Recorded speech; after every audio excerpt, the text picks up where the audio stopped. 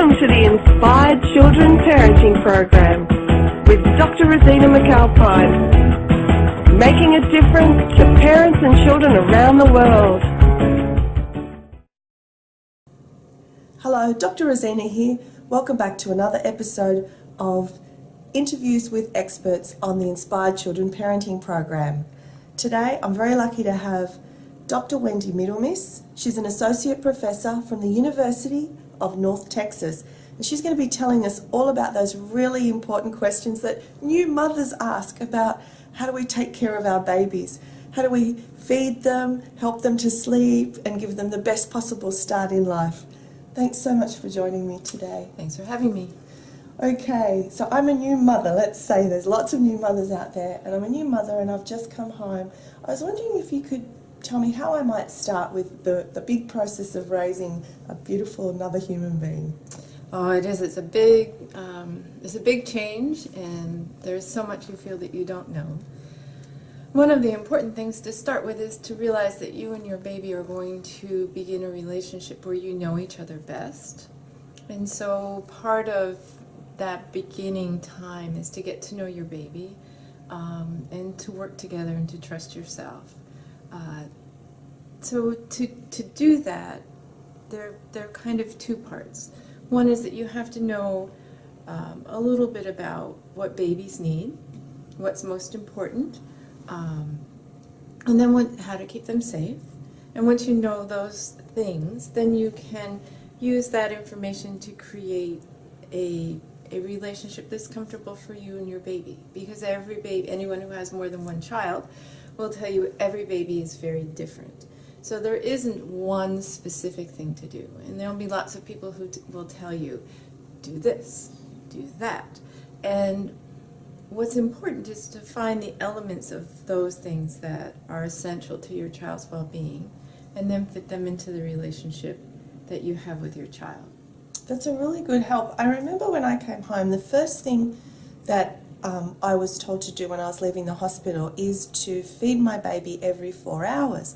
And I remember thinking at the time, but what if my baby's hungry in less than 4 hours? I was wondering if you could tell me a little bit, a lot of mothers do have this dilemma, should I feed my baby on demand or should I feed them every 4 hours? Can you tell us a little bit about what the research says is the best way to go?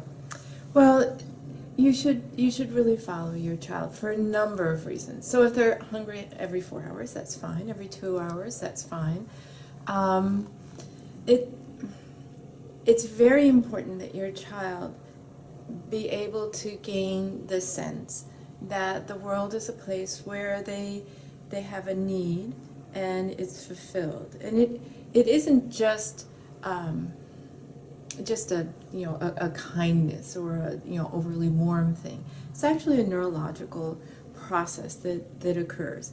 When the baby feels hungry, for instance, or if they're wet or if they're cold, that's a distress to our body. So our stress response system is activated, and what your role is very early on in life is to teach their brain and them that when you become distressed, then you can signal that distress. You can tell somebody, and then it's solved. And that's a whole nother set of hormones and chemicals that make you feel relaxed and provide that opportunity then for you to do other things. But to learn that cycle itself is essential. And in those first weeks and months and in that first year, you teach that neurological system how to function. So when your baby's hungry and they tell you that they're hungry, then you feed them. And so they have the cortisol that's released into their body with that distress, and then there's the oxytocin and there are other chemicals that will come with that comforting and with that feeding. So it's a very important cycle. When you leave a child, if for instance they're hungry after 2 hours, let's say 3, because 2 is to wait another 2 is just what happens is that stress response system occurs, is activated, and it remains activated. And that leads to an overly active stress response system, and it actually sets the child up to be very sensitive to any stress relationship. Also, they begin to lose the sense that they have any capacity to influence their environment, to take care of themselves, and that's also not a good thing. What's very important in that first 6 months, 7 months, 8 months is to build a sense that you can signal that something's wrong and it's going to be taken care of. Okay, so let me just summarize what I think I heard you say. So when a baby is hungry, their whole body goes into distress because they want to tell you that they're hungry. And if you respond to that, then they start to calm down, they get fed. So it's kind of like an adult being really hungry, going into distress, and then nobody responding to that distress, so that there's all these chemicals going on. So what's the consequences for when you go from a baby to a toddler, etc., of just not feeding them when they're hungry? Well, I think it's not responding to them anytime that they have a need. In that first year, it's very, very important that you build up that trust for them, that when I express a need, it'll be taken care of. It's from that, actually, that you gain the capacity to be patient and to wait. So if I know that you're going to take care of me, and I've developed that from a pattern that we've had, then as I get older and as I develop a sense of you and me and the relationship that we have, then I can gain that patience, that regulation to wait. If I don't have that sense, then that patience is much more difficult.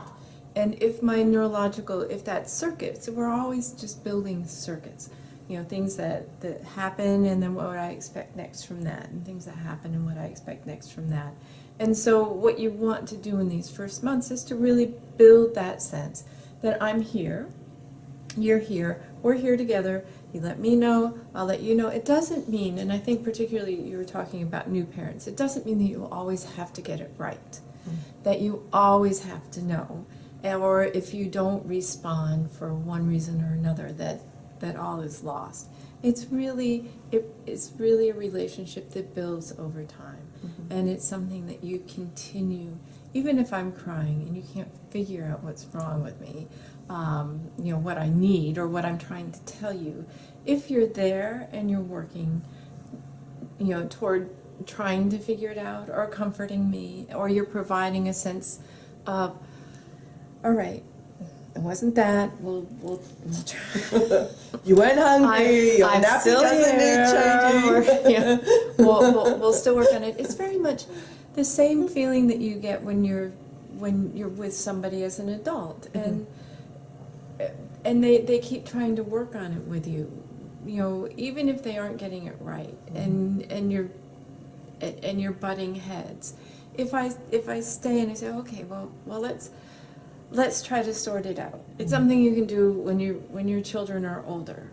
They're 6 or they're 7, and you're both going different directions. Having that sense that we can work on this together, and I'll still listen, means that when I'm saying something that you don't want to hear when you're older, that you're going to have that sense that I'm still working on trying to make things good for you and good for us. So it makes sense to me then, if right from the beginning your baby is developing this relationship of trust that when they need you, you'll be there, that will continue on, and that relationship will only get stronger and deeper.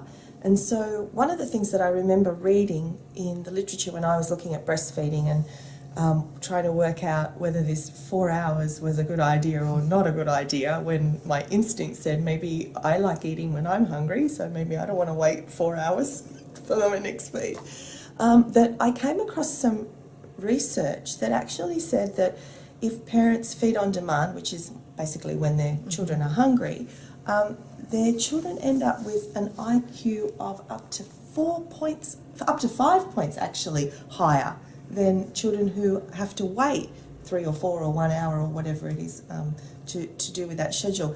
Why would that be? Like, what is that about? Well, there are a number of things that probably feed into that would support that that capacity. One is that if I know that I'm going to be responded to and I have this sense, I gain a secure attachment, and that secure attachment comes with an internal working model, which is just a sense of how I get treated by other people and how what happens when I have a need and I express a need.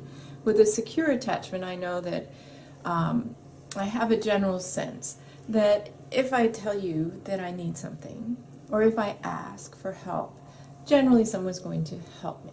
Mm-hmm. And if I treat you nicely, generally you're going to treat me nicely. It's just that sense of reciprocity in terms of interaction. Mm-hmm. I give, I get. And I have someone I can rely on. When you take that sense about interacting with other people, then you're much more successful at relationships, at going to school, Mm-hmm. at doing what a teacher asks you to do, and understanding that if I tell the teacher I can't do that the teacher's going to help me. So that underlies it. Breastfeeding on demand means that, if when I'm hungry, my stress response system is higher, that means my cortisol level is higher. Cortisol as a whole, particularly over a long period of time, or very high levels of cortisol, is not a healthy thing for our Mm-hmm. systems. Mm-hmm. Cortisol means that there's something wrong. Mm-hmm. And so if you think about yourself as an adult on a stressful day, Mm-hmm. on a stressful day, our cortisol levels are high a lot, and we are not attentive to the other things around us. We are generally very focused on fixing whatever it is that needs to be fixed, or attending to whatever needs to be attended to. A mother with a sick child at home, who has to go to work, probably isn't going to work as well. And it's the same thing for a baby if you keep their stress levels very high, and then you send that child to school. So you have that. And then neurologically, just the structure of the brain benefits from touch, from calm, from responsiveness. This mutual responsiveness and this synchrony actually helps to develop a stronger and healthier brain. So I take all those things with me. Yeah, that makes a lot of sense. I know that if we think about it, we can only be in two states, really. We can only be in fight or flight or freeze, or we can be in growth and repair. So if your baby's constantly in fright or freeze or flight, and they're totally distressed, that means that they're actually not in growth and repair. And so it's not a place to learn in. I know when I'm stressed and upset, I'm not really in a place for anybody to tell me anything or learn anything. Right. So it makes a lot of sense that a baby that is soothed and calmed will have the opportunity to learn a lot more and interact and engage in the world a lot more in a way that's going to help them learn and have a higher IQ and be better, not just as babies, but as you said, when they go to school. So that makes sense. And it's very often that desire that parents have. All parents want their children to be successful as kids and in school and then as adults. And so there's a real drive. And there is a sense very frequently that the best way that I can do that is to make you independent, make you strong, make you a problem solver. And many of the best practices that you'll hear for parents suggest that there's particularly in the United States, that sense that independence is gained by making you learn things early on. And it's actually, although it may not be as intuitive to people, because as adults, that's how we do it. We struggle on and we put things together. To have that capacity as an infant, I need you to do that for me. Yep. I need you to be the person who does that, and I need it to be done for me. That to have things, to have my life go well, and then I build from that foundation. But you do it first. I don't. I don't have the capacity as an infant to make my life good. I need adults to smooth that way. That makes a lot of sense, and that leads me into this whole idea of learning and sleep. It's really interesting to me because, as we know, we're we teach at universities, we're teachers, and that's what we do, we're academics and we research. And we would never expect our students to come into our classroom knowing what it is we're going to teach them. And we would never just put them in the room and say, okay, figure it out yourself. They're there because they want to learn. Obviously, they've brought some knowledge with them. But in the main, we accept that they're going to learn through our instruction and support and their engagement and all of that. Whereas with baby sleep, I've heard so many times that it's recommended that you leave a baby to cry and somehow they will learn by themselves on their own to self-settle.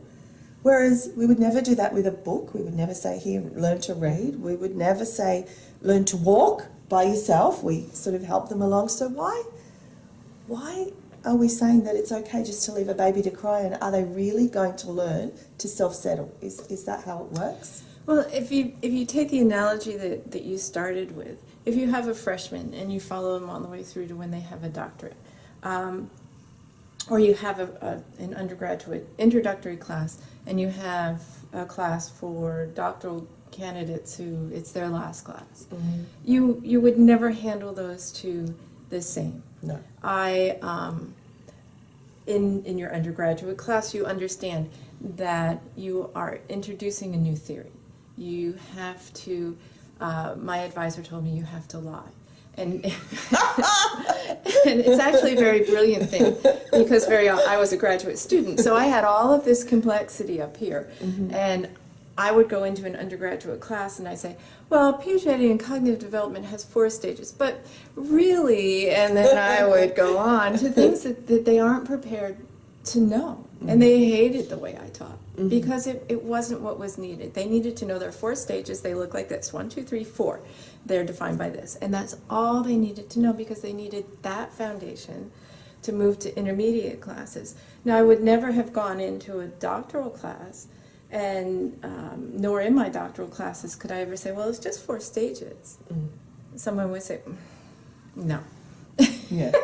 And, but to get that complexity, I needed to be down here. Mm-hmm. Infants, if we want them to sleep well as children and to be able to settle themselves and regulate themselves, which is really what we ultimately want, then we have to walk them through how to do that down here in this introductory class. Yeah. Where, and it's, so you can, and this was the other part that I wanted to point out, I can give you all that complexity down here, but you will never understand it well. Mm-hmm. You can, yes, you can, you can talk about things and you can make connections, but it's never a full picture. It's never a comfortable foundation. For infants in infant sleep, we need to guide their regulatory system. We need to teach them how to get to sleep. We need to understand when it is that they're tired. We need to start putting them to sleep when they're tired, not 2 hours, 4 hours, at 10 o'clock, at 11 o'clock. And we need to guide them through how to settle. It isn't necessary for infants to settle independently. Infants, sleeping shouldn't be defined by the number of night wakings and how often they wake and whether they can settle themselves, because those are it actually comes from the adult definitions of good sleep. Yes, and it's the rubric for sleep problems for adults. If I can't get myself to sleep, if I can't settle to sleep. But it's inappropriate for an infant. An infant will wake at night, and very often when they wake at night, they will want attention. Sometimes they do, sometimes they don't. When they want attention, if you give them that attention, they go back to sleep more readily, even, and they don't have to cry to sleep. Crying themselves to sleep neurologically is just, it's an unhealthy way to get to sleep. You just being, that's fine, to settle. And I see what you mean. Right. Like, I really don't want I'm to. tired. But if not I'm screaming. if I'm crying, then yes, eventually I will stop crying. But it's because I'm tired. I remember being in New Zealand at one point and trying to explain this by if a volcano erupted and there were a stream of lava behind me, now granted lava doesn't go that quickly, but let's say, I don't know, maybe it does, eventually I will stop running.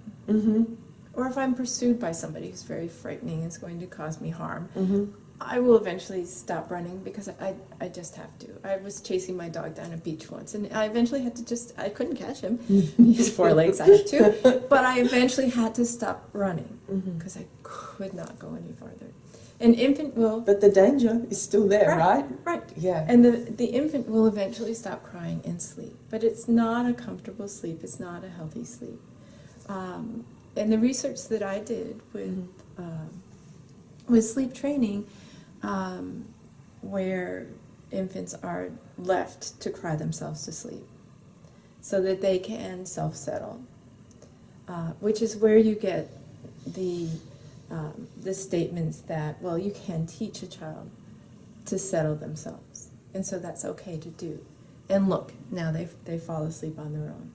You do that by ignoring their crying, and their crying will stop. And so it seems as though you've taught them something positive. It's the same with the little flashcards and reading, which gets back to that story with the book. I can teach you that this says box, and you will look at these things and you'll say box, even well before you can read. But the thing is that I remain stressed. Yeah. My cortisol levels are still very high. It's not a healthy thing to do. Yeah, that helps a lot. I know that I certainly don't sleep very well on the nights that I go to sleep, either upset or crying. That is not a good night's sleep for me. So if I just think about that with, our son, then I certainly didn't want him to be going to sleep like that. And I remember in our early days, we spent many, many, many nights the rocking and the sitting, and my husband was very clever. He used to put the TV on silent, watch football, like English football, have the headphones on, and he'd have the little one on his lap and he'd just rock him like that till he fell asleep. And we used to call that the daddy rock, because after a while my arms were killing me and I thought, I'm going to try this. This looks good. So I used to have him there and I used to rock him and he'd fall asleep. And one day, Colin did say, okay, we're going to give this controlled crying, because that's what it was called for us, a go, because this is ridiculous. We can't keep doing this, is what he said. And I have to say, I felt I didn't like the idea at all, because I didn't want him to cry. And he cried so little, so I didn't want him to cry. So we tried it, and it wouldn't have been a minute of him crying. I felt physically ill, and I just said to Colin, I feel sick. So if I feel sick, this can't be okay. So we went in and we got him and we never did it again. But I've heard so many people go against those instincts because they're told that you spoil them, that they'll never self-settle. I was just willing to take the risk because I could not listen to that. I just could not. And as it turns out, he's a good sleeper. He does sleep well and he's not unsettled or whatever, and he did learn. And even as he got a bit older, Colin and I both would first of all lie in the bed next to him, and I'd remember I'd really try and slow my breath down. Yes. And I'd pat him, and I could see how, he'd be wanting to talk and look at me and that, and then little by little you could see everything going down. And I think that's what you're talking about, is it that you're teaching that my breath's slowing, your breath's slowing. I'm patting you, your muscles are relaxing. Is that what it's about? And that's why you need to catch a child you need to know what their sleepy signs are. That's the knowledge that you need to have. And when you see those sleepy signs, that's when you need to get them to sleep. So what are we looking for? Well, tell your mums what they're looking for. It will differ from child to child, but they just, you have to remember, particularly when you're a baby, you don't have a lot that you can work with. It's not, hey Mum, I'm tired. Yeah, well, yes, you don't have the words, and you don't have a lot of movement, but you just, you kind of start to shut down or turn away. And when I'm older, you'll see lots of yawns and such like that. And it's just like an adult. If I get to that point and I'm very tired, and we can keep ourselves up past being tired, but when we do, we're like this. Wired. Okay. All right, I can get everything in the world done because, I'm awake now. Yeah. It's the same thing for a baby. So if you miss that time because it's not time for them to sleep yet or whatever it happens to be, then it's much more difficult for them to settle because you've activated that system and I'm in a much more alert state. So it's very important to teach them when they're tired. Then they lay down, or this is the routine that we have, and then they sleep. And that helps with the regulation. The other thing that helps, particularly if you're a new parent, is to understand babies don't sleep in a manner that's similar to an adult cycle of sleeps.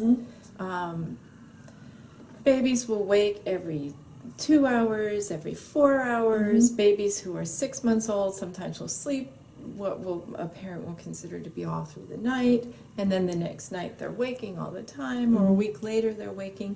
Sleep patterns change for developmental reasons, for physiological reasons.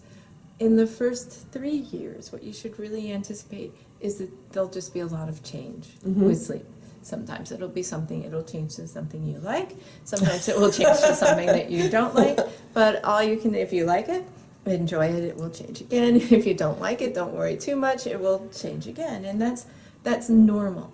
It is very normal for that to happen. Parents become, I think, overly focused and overly sensitive about how their child's sleeping. And one of the very first questions, and I try never to ask a parent, so, is your child sleeping through the night? Yeah. Because because if I ask it, then there's that sense that they should be. And really, it's unlikely that they are. That's interesting. I think it's really interesting what you said. Most parents have this presumption or idea or expectation that children are supposed to sleep through the night. I really don't know where that comes from, because I remember when I left the hospital, the lactation consultant said to me that my child's stomach was about the size of a marble. So I figured, well, that's not going to stay full for very long, trying to feed a baby this big, this marble. So I had these expectations, first of all, that he would wake because the marble would need filling. Yes. Filling. Secondly, I knew that his brain didn't develop while he was sleeping. Sure, something might be going on, and he might have been hearing or listening, but it's when it's like, Mommy, this is Mommy, hi, sweetie, kiss, kiss, kiss, play, play, play. So for me, it was like, I was okay that he was awake, because I knew that that's when he was learning who I am and the world, and you could see him looking around. And so I think it really helped me not to stress, whereas I heard lots of other mothers in my mother's group saying, you're so lucky your child sleeps through the night, that's a good baby. And I was thinking, my baby doesn't sleep through the night, but I've got a good baby, this is a good baby, I'm okay with my baby. His little stomach's getting fed, he's talking, and I have to say I loved those times when I could spend time with him. It's very important to point out, infants go through these states, and they change, and their alert state, particularly when they're very young, is the most opportune time to get that synchrony, that pattern, to stimulate their neurological connections in their brain. All of they're learning, right? They're just learning. It's very, very important. It's very important that they sleep,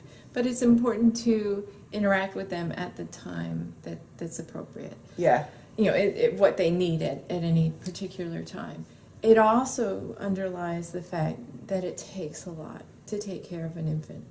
And so it's important to have a support network and a system that can help you with it. Help you with all of the different things that are needed. It's very difficult to take on all of those tasks as one person.